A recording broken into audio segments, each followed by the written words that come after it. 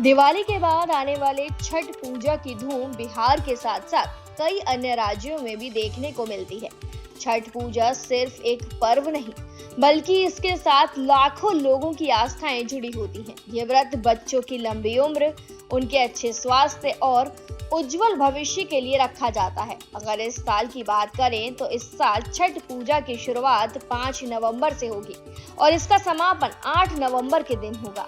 5 नवंबर को छठ पूजा का पहला दिन होगा, जिसे नहाय खाए कहा जाता है। नहाय खाए में हमेशा सात्विक रूप से प्रसाद तैयार किया जाता है। प्रसाद में मुख्य रूप से कद्दू भात बनाना आवश्यक है। अगर आप भी छठ पूजा कर रहे हैं तो कद्दू भात बनाने की पारंपरिक विधि आपको जरूर पता होनी चाहिए। कद्दू भात का मतलब लौकी है, क्योंकि कई जगह लौकी को कद्दू कहा जाता है। ऐसे में चने की दाल, अरवा चावल और कद्दू की सब्जी को नहाय खाए के दिन लोग बड़े ही चाव से खाते हैं। लोक आस्था का महापर्व इस साल 5 नवंबर को शुरू होने जा रहा है। छठ का पहला दिन नहाय खाए के रूप में जाना जाता है।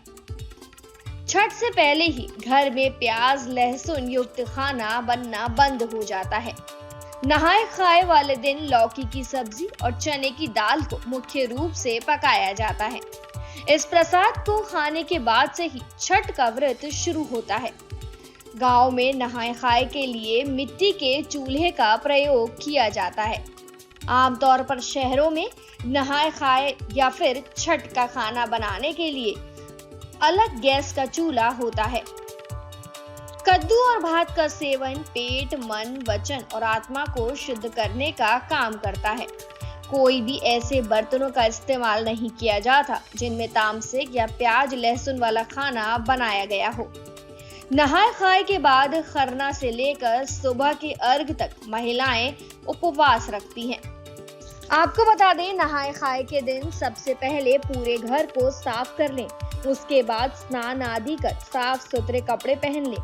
फिर छठ का व्रत करने वाली व्रती महिलाएं भगवान सूर्य को जल अर्पित कर पूजा अर्चना करें, भगवान को भोग लगाएं। इस दिन सात्विक भोजन बनाने का विधान है। नहाय खाए के दिन बनने वाले भोजन में प्याज लहसुन का इस्तेमाल करना वर्जित माना जाता है।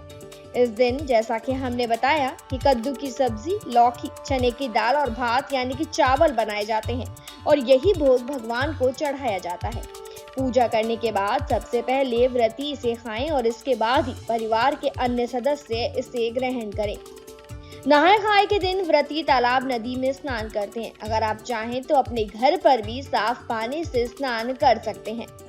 नहाय खाए का मतलब ही होता है कि व्रती महिलाएं पहले नहाती हैं, उसके बाद पूजा अर्चना कर सात्विक भोजन करती हैं। फिलहाल जानकारी में इतना ही। तमाम ऐसी वीडियोस के लिए आप जरूर सब्सक्राइब करें न्यूज स्टेट बिहार झारखंड।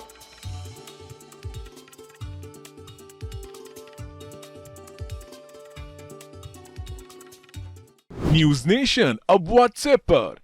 खबरों की ताजा अपडेट के लिए न्यूज नेशन के इस क्यूआर कोड को स्कैन करें।